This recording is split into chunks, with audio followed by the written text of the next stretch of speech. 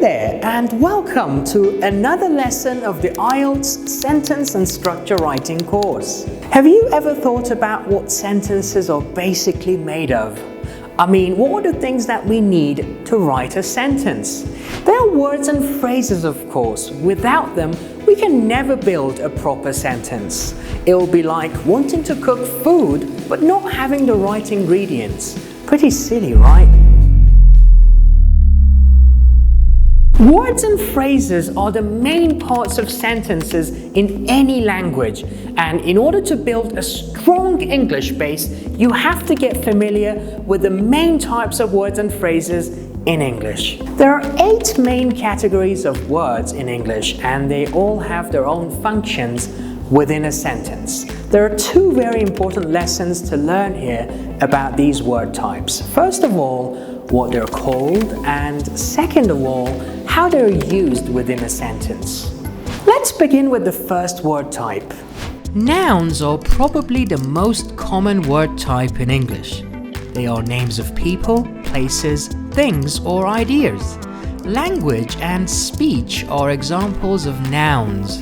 Another important aspect to nouns is that they are often used with an article, like a, an, or the. An apple or the internet. Both of these words are nouns used with an article. We can also find lots of pronouns as well in English.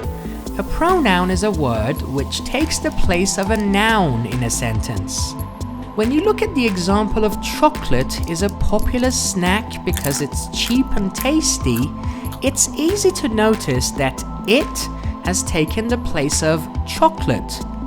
Pronouns are used to avoid repeating a noun too many times. Verbs are the next kind of words to introduce. A verb is a highly important part of sentences because it expresses doing an action or being in a condition. There are action and stative verbs. He can dance has an action verb in it, and I don't know contains a stative verb. A huge group of verbs are to-be forms such as am, is, are, was, and were. She is smart has is as the main verb. Adjectives are a more exciting part of sentences because they help us describe a noun. So when you write an expensive gift, you're describing the gift as being expensive, which is an adjective. Remember that almost always adjectives are placed before nouns. An adverb is the kind of word which describes a verb, an adjective, or even another adverb. Here are 3 examples. Slowly talk, highly important, and very carefully. Slowly is an adverb used before the verb talk. Then there is highly, which is an adverb used before the adjective important. And very is the final adverb used before another adverb, which is carefully. There are words that come before a noun or a pronoun which we call prepositions. Take about in the example about the weather.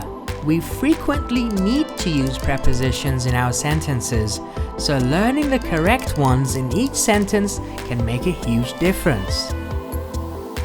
If you need to join words, phrases, and even sentences, you're going to have to learn the conjunctions in English. And, but, because, or are all conjunction words. Let's look at 2 examples of the word and. I have to eat my dinner and sleep early tonight. In this example, and is a conjunction which is used to join the 2 phrases eat my dinner and sleep early. I have to eat my dinner and my cat has to be fed. As you can see for yourself, and is a conjunction that joins 2 sentences with each other. The last word group is determiners. Words such as some, few, or many come before nouns and they can refer to the amount of that noun. To show you what I mean, look at some people as an example, which refers to a part of the population and not the whole of it. Now that we've introduced all of the main word types in English, you can be more confident in writing sentences. As a matter of fact, by learning to recognize word types and where to use them, you'd have taken another big step towards writing correct sentences. On a final note, I'd like you to hear some sad facts about the causes of wrong sentence writing, which I'm sure will open your eyes. A vast majority of English learners are not given lessons about word types and where these word types need to be used within a sentence. A large number of teachers do not pay attention to the students' mistakes when they use a word in the wrong place within a sentence. Even an alarming number of native speakers make mistakes when it comes to writing nouns, verbs and adjectives in their own sentences.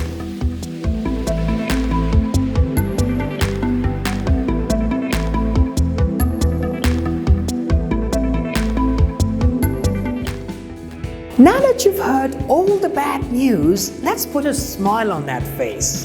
The biggest improvements always begin with the smallest steps, and by getting through this lesson, you've taken your first step in IELTS writing. Your journey to become the IELTS writer that you've always been dreaming of has already begun, and what a start! You have laid the strongest foundation ever. You'll see and feel the importance of words and phrases and the knowledge of how you should use these tools little by little in sentence writing. I'm sure you'll thank yourself later for taking the time to deepen your understanding of even the most basic lessons in English.